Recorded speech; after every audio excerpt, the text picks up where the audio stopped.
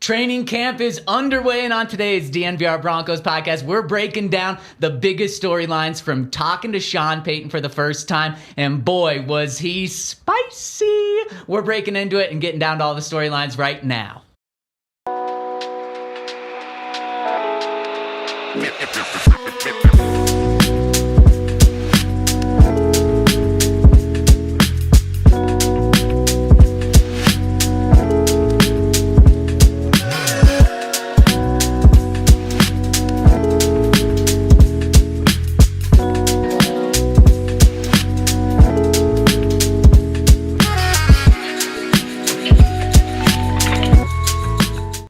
The Broncos are back, baby. Let's go. Training camp is underway. I was hoping for a little more pizzazz. There we go. Let's go, baby. Let's go. Training camp is here. And so are we, live from the Toyota Lounge, brought to you and driven by your Front Range Toyota stores here inside the DNVR Bar. And oh my goodness, Henry, the moment we've been waiting for, the moment we've been talking about since, January 10th? It's here, baby. Yeah. The boys are back. The rookies reported last week. The veterans reported today. And we had the annual media barbecue, which means we get food.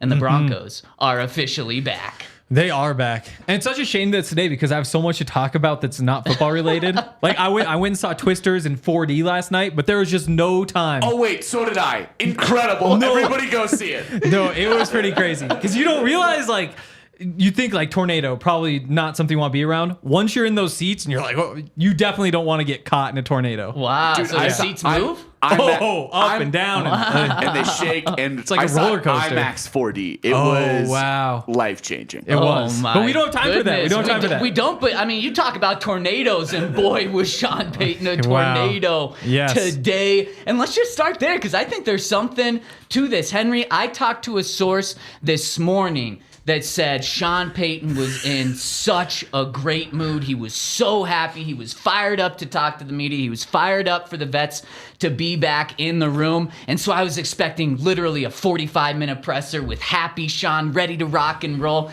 nice and friendly with the media.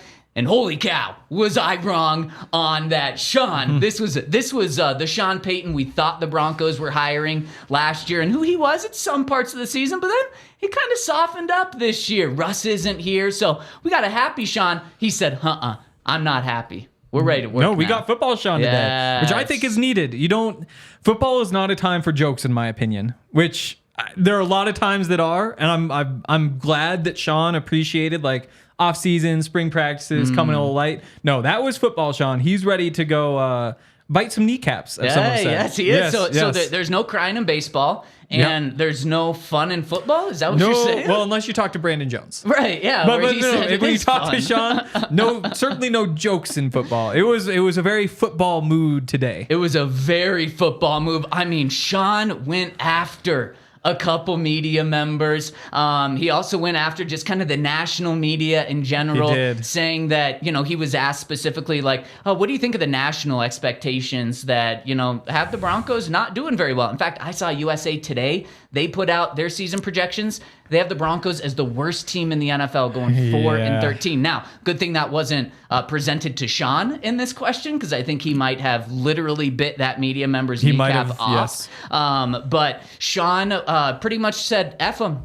He didn't say that actually, but I mean that's his mentality, and pretty much said, yeah, you guys have a cute job to do out there in the media. You have to do something. It's slow news time. Slow news time. Yeah, so you got to talk about something. But we're here to win games, and that's what we're going to do. So we're gonna break down spicy Sean today, and let's just start with probably the spiciest.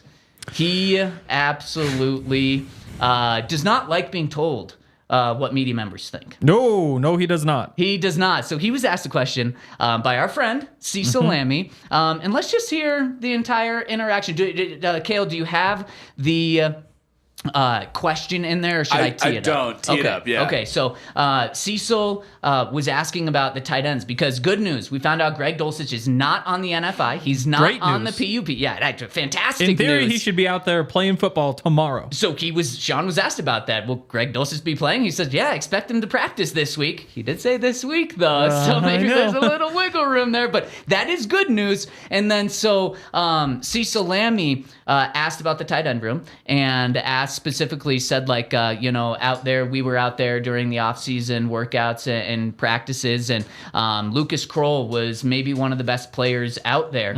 And Sean was very caught off guard by that, would you say? And sometimes coaches will just swallow that and be like, that's wrong, but I'm not going to put this guy on blast in front of 50 other media members and like 10 cameras.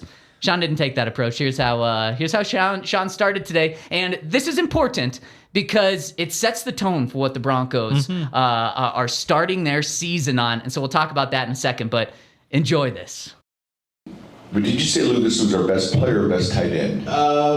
It's arguable. He was among the best. No, it wasn't. No, it wasn't. No? All right, I'll answer your question, but you're not close. Tell me who was it. We expect the tight ends to be back. We expect Greg to practice. I don't expect anyone to be on his piggyback or anything like that. I expect Lucas Kroll to make progress like he has. We were encouraged with what he did. And I think that position is important. These guys present different skill sets. Some guys block better, other guys are better receivers. Hopefully Greg can stay healthy, and we go from there. So then Cease followed up by saying, well, who were the best players? And Sean said, Quinn Meinerz, Pat Surtain, pretty much just naming a few, kind of pointing to like the stars. They're very good on the team. And then Cease kind of interjected and Jaleel McLaughlin. And this is important because I noticed someone in the Toyota chat actually pointing to this. Then right after Woody Page asked a question, and right when Woody started his question, Sean kind of rolled his eyes with like the sound of also rolling your eyes. Like, what was it like? Oh, something like that. And that was not in reference to Woody Page's question. No. Sean does not have beef with Woody Page, for someone who said that in the Toyota chat. It was Sean going back to Cecil saying that Jaleel was one of the best players. Even Woody, though. So Woody got two questions. The first question, Sean was a little bit snippy at Woody as well. Very snippy. Wasn't quite like that one, but I was surprised because Woody, again, he's getting up there. Like back in the day, he would have been the top guy in Denver media. And I think still nationally, if you say like who are the sports writers from Denver, if you just ask a random person, they'd be like Woody Page, because he's the guy who's always on ESPN doing all that sort of stuff. Even Woody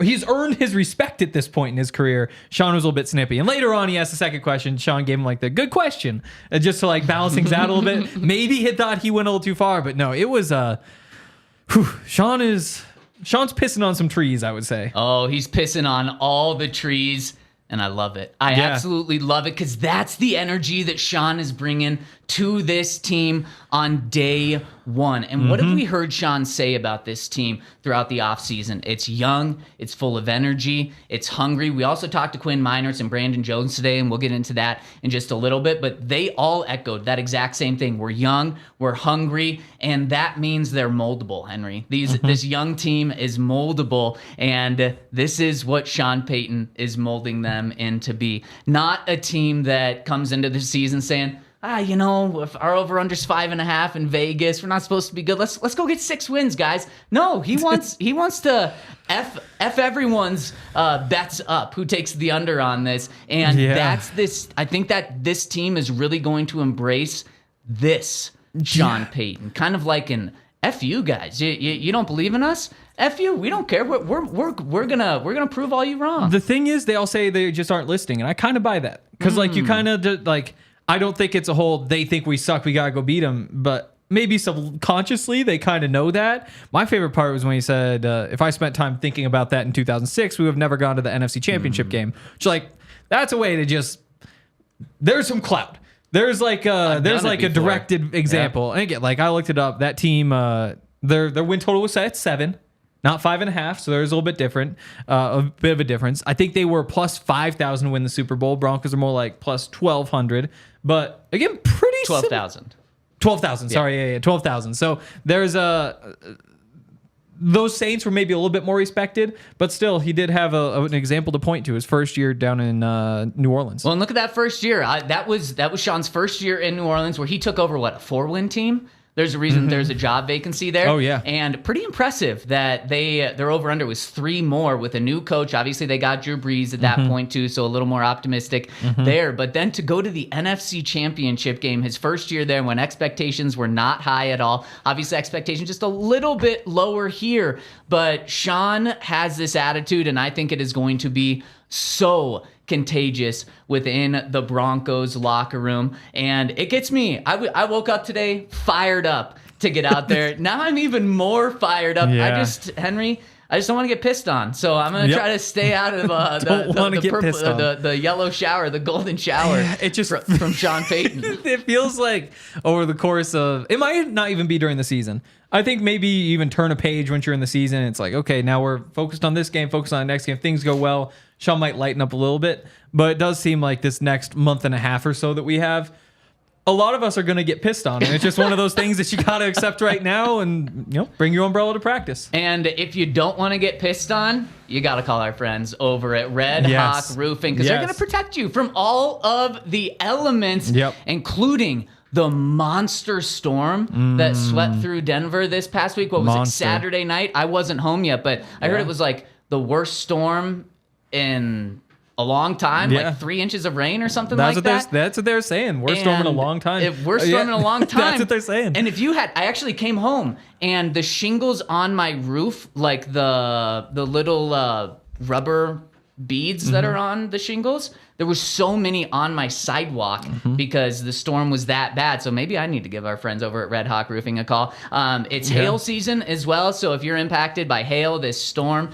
this past weekend, Red Hawk Roofing can help you out. They've got quality materials, decades of experience, quick response time. They are huge DNVR supporters. So they put their stamp on us. We put our stamp on them. They've had free obligation roof and property inspections, free in-depth photo reports for all inspections. So make sure to give them a call over at 720-771-8921 and make sure to tell them that DNVR sent you, or you can check them out over at redhawkroofing.com. Supporting your local teams means also supporting local businesses like Red Hawk Roofing. Yeah, some funny stuff in the chat. I bet there's a lot of funny stuff. Yeah, I mentioned I went to Twisters in 4D last night. Just kept having flashbacks to that biggest storm in a long time. Wow. Yeah, the whole time I was like, damn, I remember this. 48 hours ago. I also had a flashback yesterday. I actually also almost got murdered yesterday. Wow. So you'll remember. You did have a lot to talk about. Yeah, well, I broke those couple of toes. Last summer when I left some dumbbells on the ground, walking around at night, bang, toes just explode in my foot the way they do. And UCL saved me. But yesterday, I had left some dumbbells on the ground again, and my girlfriend happened to be walking pretty quickly through the house, stubbed her toe on one of them. I almost got murdered. Yeah, I know. I believe Which, it. I thought it was one of those things where it's like, oh, good for you. Getting some workouts in, no, it was not that. Yeah. It was if these dumbbells are ever on the floor again. So if you, like me, have ever left some dumbbells on the floor, you know that UC Health is the best place to go for any of your health related needs, because they got me fixed up. They are also doing a whole bunch of other really cool things. We talked about the healthy swings. We were out there for the home run derby out at Coors Field, but they're also trying to promote mental health. One example, former UC Health patient David Schlicht. He was a teenager who loved to be outdoors. He was an Olympic hopeful, a skier. When there was a ski accident, he wound up needing to get his leg amputated and was almost immediately able to get back to going outdoors. And they've helped him a bunch with things like prosthetics. And if you want to learn more about his story or more stories like his, you can go to uchealth.org/tomorrow to learn what it means to live like there is a tomorrow. So with training camp, we want to give you guys the best possible coverage. So we're going to be going live as soon as we can after every single practice. So if they practice on a Saturday, we're going to be going live. They practice on Sunday, we're going to be going live. They practice at midnight, we'll be going live right after. But they're not going to be practicing at midnight as of right now. They're going to be practicing at 10 a.m. every single day. And the times that the practice will end will vary. So we'll be going live anywhere from 12:45 to 2:15, and of course breaking down everything you need to know from every single practice. So make sure that you're subscribed to our YouTube page. Make sure you hit us with a thumbs up, and you can even turn on alerts so you know exactly when we're going live to break down that day of practice. And of course, every show will be turned into a podcast as well if you can't catch us live. So make sure, and the first practice is actually tomorrow. Yeah, people don't realize, I've seen a bunch of those tweets like, why are the Broncos starting so late? They're not. They're just not inviting people the first couple days. They're calling it the acclimation period at the Broncos training camp. So they do these first two practices, and we'll be out there. So we'll be here talking all about practice, even if they don't officially start training camp until Friday. They are practicing. It's on the schedule, 10 to 11:30 tomorrow. Yep, and of course, you guys know we're going to be starting every show with how Bo Nix did. Yes. And as Strez is saying, maybe the barometer going on. The barometer. The barometer, Bo meter going on. We've got some stuff up our sleeve to break down the quarterback competition. And speaking of the quarterback competition, Sean Payton told us exactly how the quarterback competition is going to unfold, didn't he, Henry? In his own way. Bill basically said there's no predicting it. So this was actually the first question from Woody, the one where this was Zach Bye's first question, which was like, how do you balance the needing to find who your quarterback is versus needing to get ready for the first game? And Sean said there is no balance. You just try to figure out who the guy is, and that's the first step. Well, and here we go. We actually have that quote. So it's a great way to tee it up. Let's hear from Sean on how he finds that balance. And I stress balance because listen to Sean's answer. Well, I don't think you balance finding the guy to win against Seattle. I don't think that makes sense, the sentence. I think we're looking to find the guy to beat Seattle, and we're going to find that player. How do I balance the day? How do I balance the schedule? How do I balance the reps? That's all part of what we do relative to teaching and in the teaching progression. I think the same thing exists, though. Look, the number one goal is to find the right 53 players here for our team. Certainly there's a lot of focus on the quarterback position because there's open competition there. But I don't look at it as finding the balance. I look at it as finding the player. But what about the balance? I personally will never be using the word balance with Sean ever again. We know what he is not going to be watching in the Olympics. Oh, the balance beam? Yeah, he will not. He does not like that. He does not like that. He wants to see you fall off. That's how you prove you know where you stand.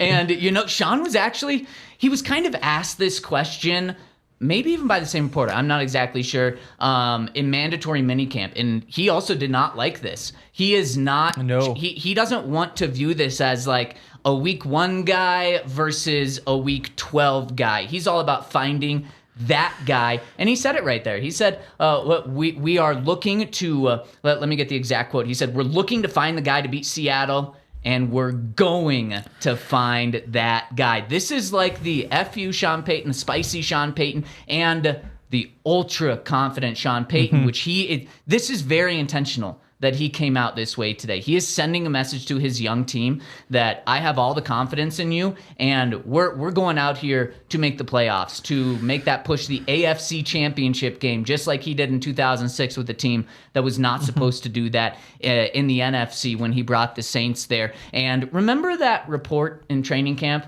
that came out with USA Today? Yeah, Jarrett Bell. And Sean hadn't said a good thing about Russell Wilson since he took the job. Yeah. And in that report, it was the first time, and he put all of his backing behind Russell Wilson, whether he believed it or not.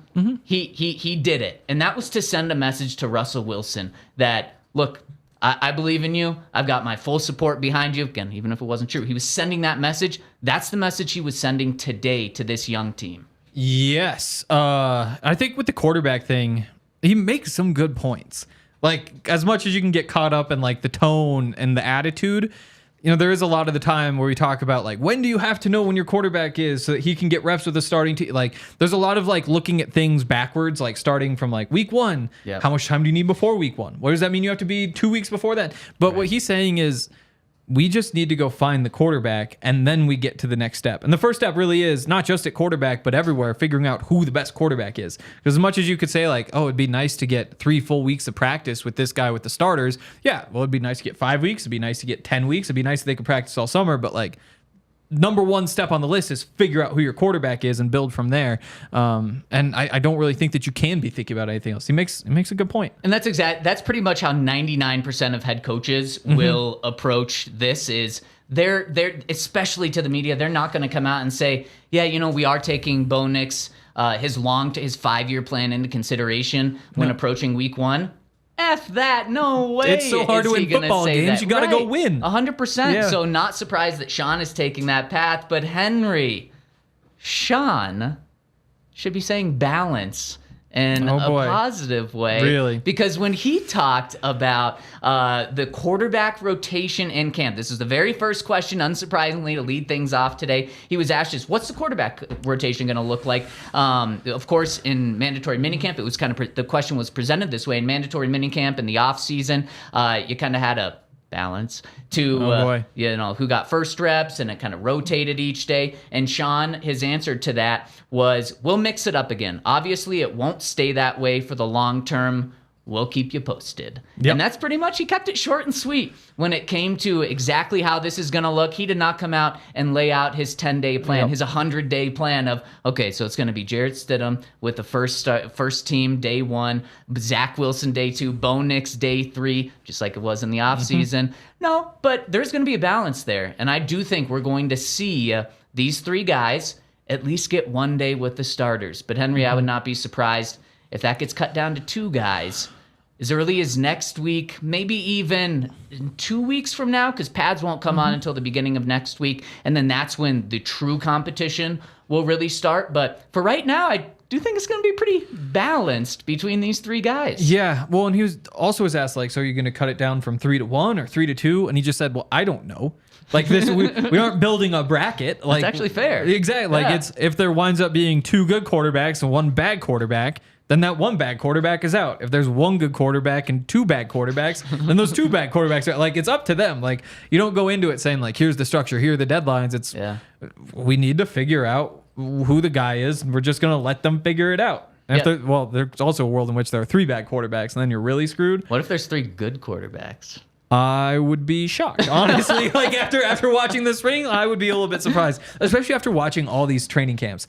Like, there was the Teddy Bridgewater training camp where he was really good, right? Yep. There haven't been a lot of quarterbacks or camps where guys have been like really good. Even like Russell Wilson at his best, when we're most hyped, it's like pretty average every day. We did a scale of 1 to 5 for Russ. He got a 3 every single day. Exactly. So how many guys would you say have been like really good in training camp in the last you've been here 8 years now? 9 years? This is my 9th year. Yeah, so Case 8 years so Keenum far. was electric. Okay. He was really good. Okay. And in the regular season he was obviously not really good. He was fine. What did you say? He's fine. Oh, I thought you said he was F. No. Eventually. He was fine. But, I mean, in reality, we have not seen great quarterback play. So if you can name 1 in the last 8 years who's really good, I doubt we're getting 3 this camp. It'd be fun, but, like, the odds are stacked against it. Yeah, and you're 100% right. But Sean did give a little bit of insight into Bo Nix, which is just the reason why going into camp, I do think he is still the favorite. Obviously, the odds say he's minus 400 to win the starting job. So would you shift those odds toward minus 500 or minus 300 after hearing today? Ooh. Closer to 300. I think so too. Closer to 300. Yep. And honestly, credit to Jarrett Stidham. I know Broncos Country, this is weird, but they probably don't want to see Jarrett Stidham play well. It's so sad. Because it's all about Bo. Such a good guy too. Great guy. I mean, we had him on the show. If you want to root for Jarrett Stidham, like if you're cheering against Jarrett Stidham right now and you're like, but shoot, if he can be good, I want to cheer for him. You got to go look on our YouTube when we had him on about 6 weeks ago. It was right at the beginning of the start of the summer break for the Broncos. We had Jarrett on, just an awesome dude. Listen to that, and you'll be cheering for Jarrett. Maybe just a little more. If you still want Bo to win, I totally understand why you would want that. But Sean kind of put a little more on Bo today because was asked. So veterans reported today, but the rookies reported last week. So Sean's been around Bo for about a week now, and they haven't been doing practices. They haven't, but talking, and Bo's been conditioning with the other rookies. And Sean was asked, what have you seen from Bo in this past week? And the biggest thing that I took away from that was he said, Bo's a quick study. And we've known that, but for Sean just to keep emphasizing that shows me that he truly does believe Bo can be ready to be that starting quarterback week 1. But the reason I put it at minus 300, just I would still have him as the heavy favorite, is just we just talked about it, Henry. Coaches want to win every single week. Coaches don't want to say, rookie's got to learn, so we'll just lose these first 4 games, and then he'll be ready to go week 5. And look, I can understand the case for that being the best thing for the Broncos for the next 3 years. That is not how Sean Payton is going to think. He wants to win week 1. And if Jarrett Stidham plays the way he did this offseason, if he does that this training camp where he is unquestionably the Broncos' best quarterback, he's really going to give Bo a run for his money. Yeah, well, I mean, Sean wants to go to the Hall of Fame. And when that happens, they're going to say, like, how many wins did you have? How many losses did you have? Like, every one of these does get added in there. Yeah. Like, you can't just be giving up games in the NFL. Like, I get that there are a couple teams. There isn't even a team every year that actually tanks. But occasionally throughout history, you see teams who are willing to try to lose. The Broncos certainly are not one of those teams. And they're going to do whatever they can to win early on. I do think they think Bo is that guy. It's easy to be a quick study when you have a good teacher. And all the data that we have about Sean is that he is a really good coach, really good teacher.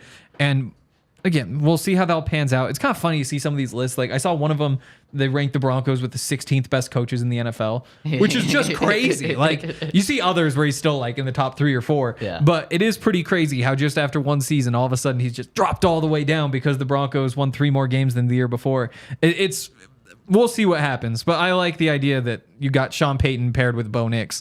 It's very true. I'd love Sean Payton paired with Caleb Williams, but that wasn't an option. So here we are, and they're going to go do what they can do. Well, and here's the thing, Henry. Here's how you get spicy Sean and pissed off Sean to be friendly Sean. You lead off a question to him by saying, Coach, I really think in order for a quarterback to be a quick study, he needs a great coach like you, Sean. So congratulations, Coach. Also, the fact that let's see, come on, who's one of those Hall of Fame head coaches? Bill Cowher in yet?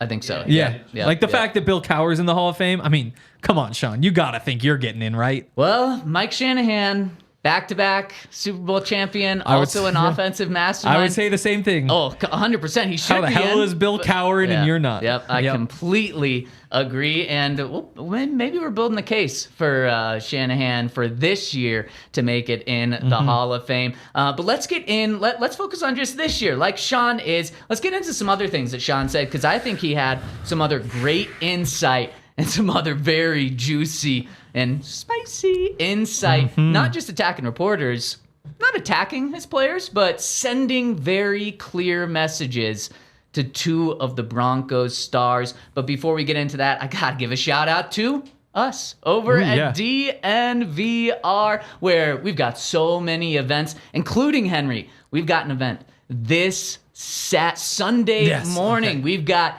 Jokic playing in the morning, so we're opening the bar early, 9 a.m. You're going to want to come swing by the DNVR Bar on Sunday morning. One of the few Sundays without football. So what a great way to do it than to start getting in the rhythm with Jokic. Exactly. 9 a.m. We'll probably be doing our pregame show starting right around then. So you can start your Sunday this week with us over at DNVR. And of course, you can continue your Sundays with us. We're going to be traveling out to Tampa Bay, road tripping there with Todd Davis. Yes, he'll be back at that point with Henry, with me. We've got the whole Broncos crew going out there so you can watch the Tampa Bay Bucks play the Broncos, and we're going to be having a 3-night stay at the Wyndham Grand Clearwater Beach, a true fan boat party, question and answers with Broncos alumni, all-inclusive tailgate party, round-trip transportation to the game tickets to the Broncos. So if you want to get in, go to truefantravel.com to secure your spot, and of course, put tailgates on your Sunday lists going forward here because we've got our same spot back, and you can actually get tickets to your tailgates over at thednvr.com/events. Plus, you know about the DNVR Kickoff Classic, that we've got the golf tournament, which is coming up in August. We got so many things. Check us out over at thednvr.com/events. Also, so I was looking up the Broncos odds this year just to compare them to the New Orleans odds from 2006. And then you click onto the Bet365 website. Guess what the first thing that happens is?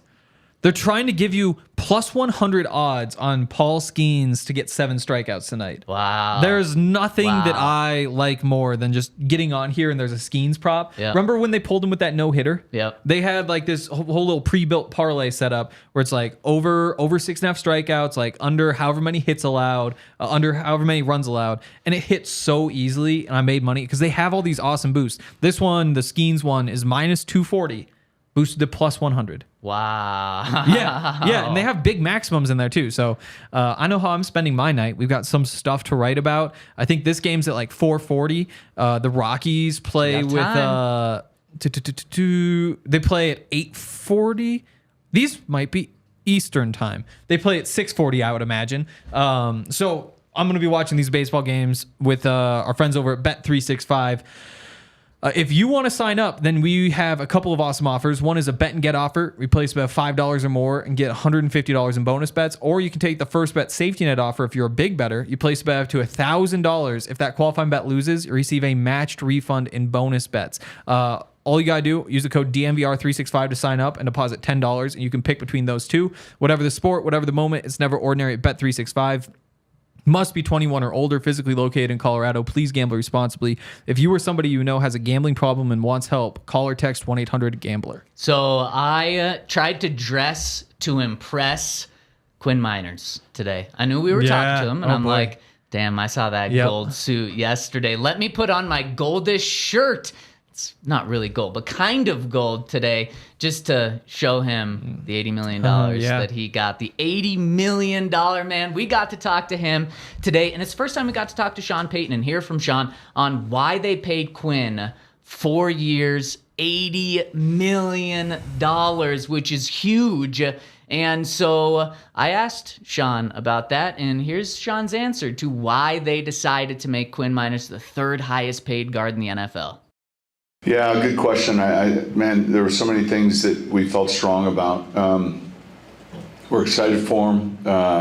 His consistency in how he played at a position we value, and it made sense for, I think, the player and the club.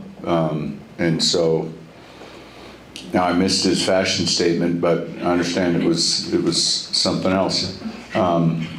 But we're excited we had that done. He sounds very excited. How could you not be? I'm very excited to get that done. Oh boy. Yeah.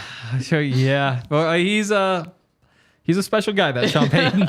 Aren't many people like him. You know who else was very excited to get that done? Probably the quarterbacks. Probably the quarterbacks. You're right. Probably Quinn for all the money. Quinn, yeah, yes, Quinn's probably yes, a better yes. pick. And we talked to Quinn today, and man, is he just like classic offensive guard sort of mentality. He took us through the process of how this unfolded. And before we get to that, look, how do you miss this fashion statement? I don't know. How did Sean miss this? And I would say that is something else. He might not have been on Twitter yesterday. I'm pretty confident he at least takes a peek at Twitter from time to time. But maybe you just aren't on Twitter. I'm hardly on Instagram now. Instagram's just the freaking worst at this point. All I get is like, oh, we're gonna open up this cheese that we've had sitting in this cave for the last like 4 years. Or like, oh look, I'm gonna drink this water. It's the worst. So yeah, I don't blame him for not being on Instagram seeing it, but I could also see him not being on Twitter. But for a day. You don't go say like congratulations to your guy as he signs his $80 million contract? To be fair, maybe he did before. To be fair, coaches reported yesterday. So coaches, including Todd Davis. Good. If Coach you Todd, missed last week, Henry and Todd broke the news. Todd is a coaching intern for the Broncos during training camp, so he's not going to be on the shows. We'll be talking to him, so make sure to pay extra attention to what we say during camp, because there might be some good inside information there. Mm-hmm. But Sean was probably busy welcoming Todd to the staff, welcoming all the coaches back. That is starting interesting. to get things rolling. So you would think, So they would have come to the deal. That was while you're gone. Was that Tuesday? That's correct. It was Tuesday night. I would imagine Quinn, he didn't have to report, but maybe he's around early on, like just in the locker room, like, or not lifter, the training room lifting, doing something, you know? And like Sean bumps into him and says, "Hey, congrats." Maybe you don't need to. Maybe he had already seen him before he's up there That's the day true. signing the contract. That's a very Give good him the benefit point. of the doubt. And speaking of Quinn lifting, he probably was lifting because he talked about just the story. Of course, D3 athlete coming from Wisconsin Whitewater. Yep. And he said, when I got the offer from Wisconsin Whitewater to play football, I was so pumped because it meant I got to play 4 more years of football. I wasn't thinking about the NFL. I was just enjoying every opportunity to play football. And gosh, is that just the offensive lineman's mentality that you want on your team? Just living and breathing football to the extent where once COVID hit, and D3 schools didn't have the money to like put all the COVID safety precautions on. So his senior season was just canceled. So he only had 3 seasons of college football. He moved in with his dad in the, what was it called? The Grit basement. The grit room. Maybe it was grit room, basement. where Yeah, he said like there was no windows and there was just a barbell so he could lift weights,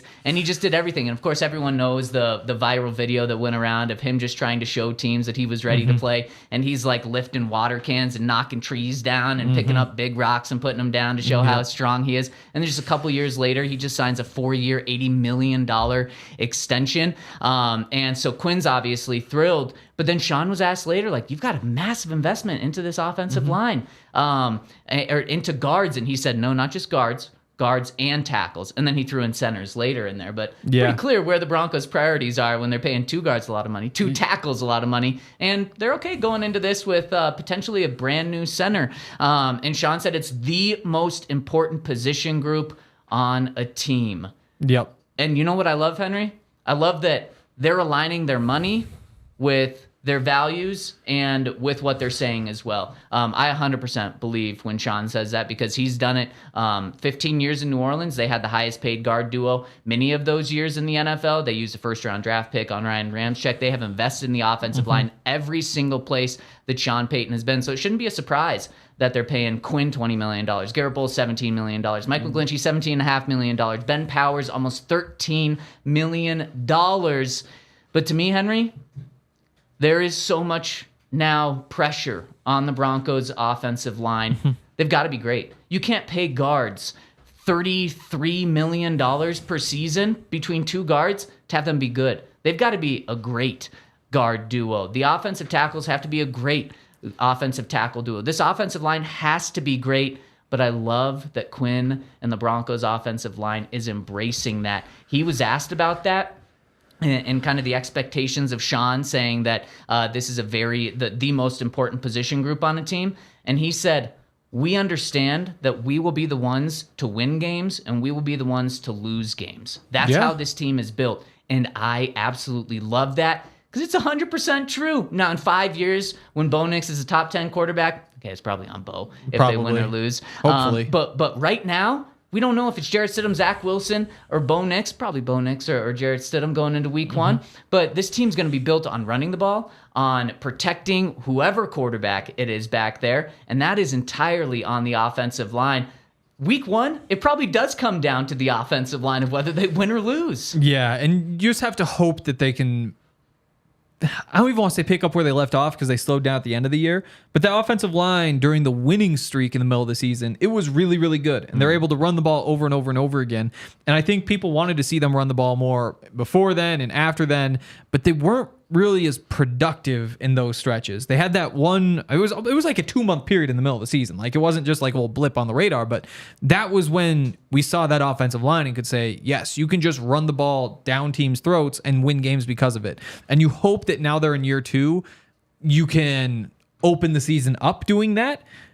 But that's kind of my big question is just, can you start hot and then stay hot as an offensive line? Because it kind of came and went. And there are a bunch of other factors. Obviously, playing with Russ isn't the easiest thing to do from a pass protection situation. But yeah, I mean, you need that to be the identity of the team. You need Quinn to be the identity of the team. Like, he's your highest paid player.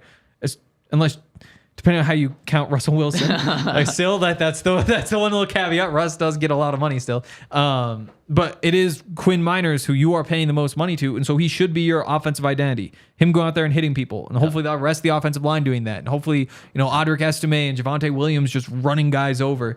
But again, half the season, the middle half we saw, the first quarter, the last quarter, it wasn't quite so good. So you just have to hope that is the line that shows up, and hope that they're as healthy as they were last year too, because that doesn't seem. They got a little lucky there. They played 16 games as one offensive line. McGlinchey missed the last game. It makes you wonder if he could have played that one if they needed him too. I think Sean would have liked that, just to say we had that continuity. But Henry, you broke it down perfectly. There were stretches where we saw an elite offensive line, and there were stretches where we did not see a very good offensive line. That cannot happen. It simply cannot happen. Guard, you cannot overpay 2 guards. No. You can't. You simply can't do that. That would be a horrendous investment in the offensive line and on your team. If you overpay guards, those are positions where you're typically able to get values and deals. If you overpay 2 guards, meaning they don't live up to that or they're not good, that can't happen. So this offensive line needs to step up. And I love that Sean has made it clear to them that they need to step up, how important they are, empowering them. And then I love that Quinn and the rest of the offensive line are embracing it because that 100%, you look at the money, you look at the investments, that's absolutely where that should be the best. And your rookie quarterback is going to need it. Yeah. And I mean, you hope that the offensive line puts the Broncos in a situation where they want to keep paying him. Because really, after next year, I guess you could get out Ben Powers' deal, but really it's the year after where you'd see big savings if you wanted to. And that's the year where all of a sudden you're getting Quinn Meinerz making huge amounts of money. Because you'd imagine he's going to be pretty cheap, obviously this year, still on the rookie deal, and then next year. So if they have 2 good years, then you can keep rolling with Powers and with McGlinchey. If it doesn't look like things are going well, all of a sudden those 2 guys are kind of on the chopping block because you can't be overpaying for an offensive line that's underperforming. There's a whole bunch of weird situations because if things go really poorly, which hopefully they don't, but again, like that 5.5 win total, that probably, I was looking back, I think that generally gives you like a top 6 pick or so. Entering a season, if you have a 5.5 if you end the season with about 5.5 wins. Yeah. I think like 6 wins is typically like the 7th pick at the worst. Broncos had the 5th pick when they had 5 wins. So to exactly, your point, yeah. So you're right there. And if you go into the offseason with, say, the 3rd or 4th pick, you get to kind of pick out what you want before. Like we talked, there's a couple really good tackles. So you can know going into the offseason, we're grabbing one of these tackles. Sorry, Garrett Bowles, we're not going to pay you. Or, we're going to grab a Travis Hunter. There are a couple cornerbacks that we're going to grab a cornerback. So they could be in a situation after the season where there's more clarity versus this year where you're picking 12th. You kind of have to build the roster and take what the options are or go quarterback. But this is a big year for that offensive line because you got to get consistent production this year. It can't be hit or miss like it has been. 100%. And speaking of consistent production, we had someone in the Twitter chat ask if Courtland Sutton showed up today because in mandatory minicamp, after he told us on this show that he was going to be at mandatory minicamp, he sent a very strong message to the Broncos saying, I might not show up to training camp if I don't get a new deal. He was not happy with where things stood at a stalemate between him and the Broncos with a new deal. And Sean sent a very strong message back to Courtland today. Let's hear that message straight from Courtland on what Sean had to say when asked about Courtland Sutton's situation. You don't have this one. Okay, that's my bad. I must have not sent it. That's fair. But he made it very clear. He said, yeah, Courtland's here, and there's pretty much nothing else to talk about. He essentially was saying, like, what are you guys even talking about? Courtland's under contract for the next 2 years. Now, he didn't say it in those words, but he made it clear there's nothing to talk about. I've got a player under contract who's going to be here, who is here, who's supposed to be here. What's the conversation? Yeah, well, and you'd hope that Court would say the same thing. Well, we know Court doesn't want to say the same thing. He didn't a month and a half ago. Show me the money. He might have moved on though. Like in the past month and a half, he might have realized like, oh, yep, this is over. I'm not getting any more money, so we're off and running now. So you'd hope that that's the case. There's a small chance that was like Sean saying like, stop it, Court. You're not getting the money. But you would hope they've both come to the conclusion that they're just settled where they are. Yep. Yeah. And we'll talk to Courtland at some point, likely this week, maybe next week, just to hear where he stands, because we know where Sean Payton and the Broncos stand, and that is you're going to be here. There's nothing else going on. You're here on the deal that you are on right now. Speaking of money and contracts, we've talked about Courtland's situation. We've talked about Quinn Meinerz's situation. Pat Surtain could become the highest paid cornerback in the NFL. I think we're just, days, weeks, months away from that becoming a reality, not if it will happen. But Sean was asked about Pat's situation, and the question was teed up in a way of, okay, you got Quinn signed 1 week before camp. Are you eager to get Pat signed right now? And I thought Sean had a pretty interesting answer. Here it is. It's loading right now. Yeah, we'll keep you posted. We'll keep you posted. That's one of those answers that, we'll get to it when we want to. But you'd like to, right? Yeah, sure. We'd like to. Wow. I mean, that was a big FU to the media. And not really like an FU to Pat, because I know he loves Pat. And at the end, he was asked by another reporter, you would like to get the deal done? He said, yeah, we'd like to. Sure. But it was like we're going to do this on our time, and we're not going to be pressured into doing a deal. Just because you paid someone else doesn't mean we're just going to pay Pat 5 years, $125 million.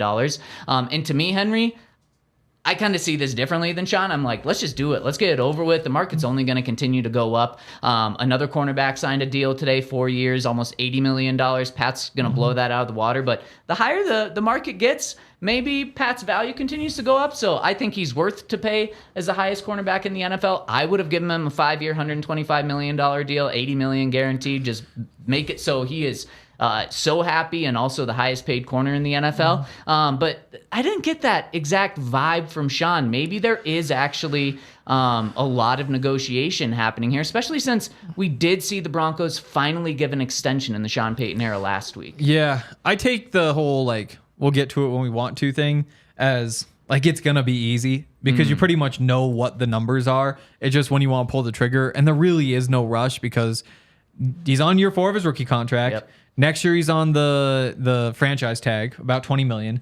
The 5th year option, $20 million. The next year you can franchise tag him, $20 million. The next year you can franchise tag him, $25 million. So there's 4 years of control right there before he hits the market. So if you really wanted to, you could wait. I don't think there's much reason to, but there also isn't too much of a reason to just do it right now when, you can keep paying cornerbacks and paying cornerbacks and paying cornerbacks. It's going to be a while until somebody gets to the mark where Pat is going to get paid. I think 5 years, Sauce Gardner is going to do the 5 years, $125 million. Next year. Yeah. Next year, though. Yeah. So, but you're saying about waiting 3 or 4 years, potentially. If you wanted to, you could, but, there's no need to do it right now. I don't think there's any need to do it during the season. I think you could do it after the season, and it'd be just fine, especially because it should be pretty easy. Now, if you wanted to get into the conspiracy theory, I think the conspiracy theory is we'll do it as soon as we know we're not trading for Brandon Ayuk. That's a conspiracy theory. Wow. Because I think that you just opened up a door. I mean, if you want to get into conspiracy theory, that's the conspiracy theory. Because there aren't a lot of teams that could get Ayuk from the 49ers because they don't just have anything to offer. And the Broncos are one of the few teams who have something to offer that, just given the state of where the team is, they could do it. Well, there was a trade thrown out there by CBS Sports 10 days ago, which did not involve Pat Surtain. What was it? It was the Broncos do not get Brandon Ayuk. The Broncos trade Courtland Sutton. Brandon Ayuk goes to the Commanders. The Commanders give the Broncos a veteran player and a 3rd-round pick. Yeah, so that's never going to happen. That's just nonsense. The Broncos cannot trade Pat Surtain for Brandon Ayuk. I agree. You have to get more back, and way more. It's complicated, but obviously, the 49ers don't want to trade him. Ayuk wants to be traded. He probably just won't be traded, but if he was traded, the 49ers aren't going to trade him for picks. A pick doesn't do it. They're trying to win a Super Bowl, so they need a good player.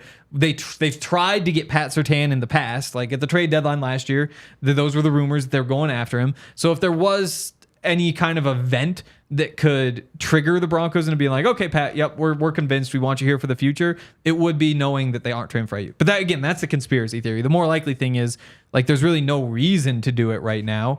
Like, you could also do it next week. You could do it the week after. You could do a month later, because we all pretty much know what the deal is going to be. Yeah, and so it should be easy. We'll see if that happens before the start of the season. But Sean clearly is not worried about that. Okay, so Henry, we talked about the final clip from Sean that I want to get to, and then we can get any other takeaways.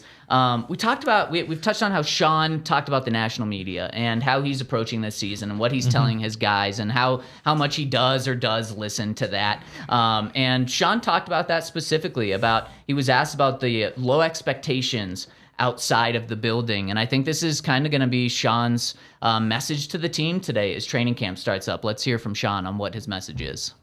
If I spent time on that in 2006, we would have never gone to the NFC Championship game. And I mean that seriously. I said that one. Back my first year as a head coach in New Orleans. Right. I don't have time to spend time on that, nor do I wish to spend time on it. I understand they have a job to do and where we're selected, and none of that means anything. It's stuff to talk about when the media cycle is quiet.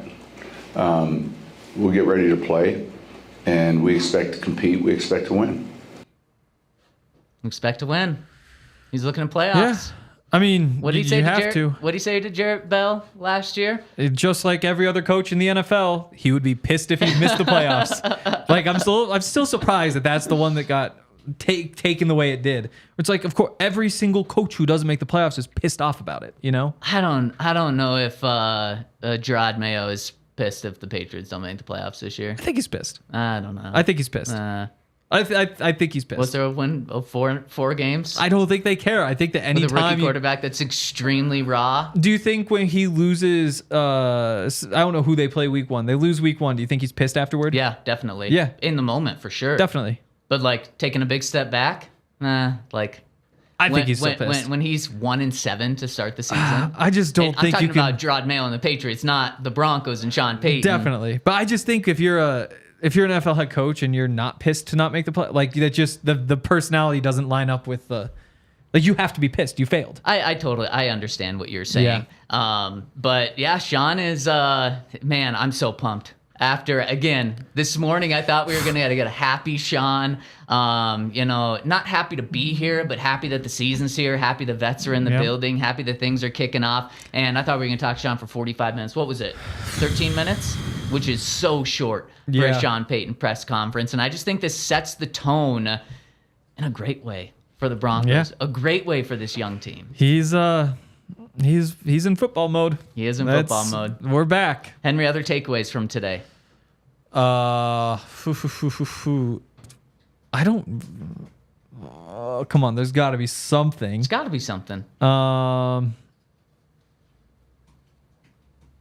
I'm not even sure. It was also long ago now. And you typically have your little notebook, but I guess for press conferences, you don't bring the notebook here. So like I said, we talked to Brandon Jones, we talked to Quinn Meinerz, and one of the things that Quinn said, he kind of took us through the process. I started on this earlier, but we moved away from it a little bit. But he told his agent, and it's just classic offensive lineman, he told his agent at the beginning of this summer break, like, you get the contract figured out, call me when it's done. And last week, he got a call from his agent. All right, Quinn, we're close to done. And he's like, it was great because I didn't want to have to deal with anything. I just wanted to get the call that it was done, not be involved in the negotiations. And I'm sure he was also very pleased when his agent said, Quinn has 4 years. He's probably thinking 40 million, 50, 60, $80 million. He was not thinking 40. Yeah, he probably wasn't thinking 40. But then just to go off that classic offensive lineman mentality, he was asked, so he gave shout outs to his wife, to his dad, and to his agent, for 3 people that really helped him and supported him and believed in him and encouraged him to get to this point, coming from a D3 school, coming from, he wanted to get an offer from Wisconsin, the University of Wisconsin, coming out of high school. They didn't give him an offer. So he went to a D3 school. And those were the 3 people who he really gave thanks to.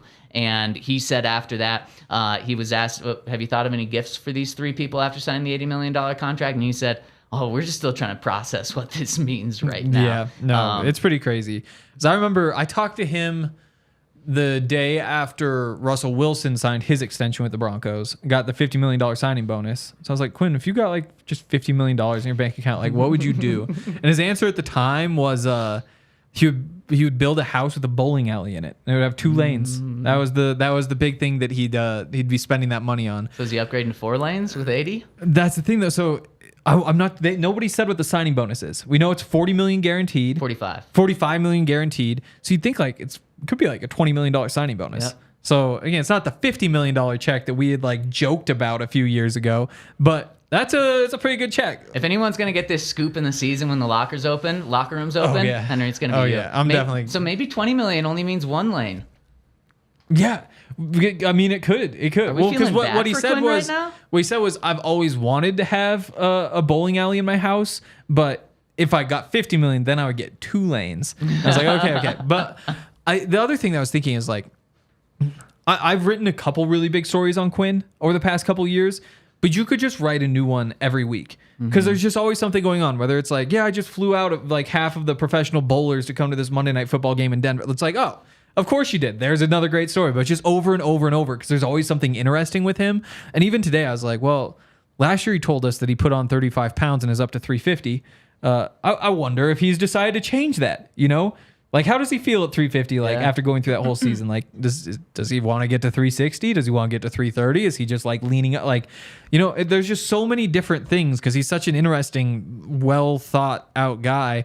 I think the other thing that I was thinking today is at the end of the 2022 season, the Hackett season, I remember asking him, like, because this is after he was just kind of starting the second half of the year, things are starting to go well. I was like, what's the future like? He's like, I think the next thing is for me and Lloyd Cushenberry, who was on the team at the time, we need to become leaders here. And that's another one where it's like, well, you're now the highest paid player on the team. Like, time to be a leader. You kind of have to jump into that role too. And he's such like a tone setter, obviously, just the way he plays. I don't know. If the team's identity is Quinn Meinerz, you're in a good place. Yep, 100%. Yep. And let's end this on good news and great news. Good news is Audric Estime, after getting hurt in the offseason, he's ready to go. Will be on the field this week. And the great news, we're ready for football, baby. Yes. And as Sean Payton said, we expect to win. You're getting a pissed off Denver Broncos team. You're getting a fired up, young, hungry team that Brandon Jones, Quinn Meinerz, and Sean Payton described today. And we're going to be here to cover it all. The Broncos' first practice is tomorrow. So catch us right around maybe 1:15 Denver time, coming to you live to break it down.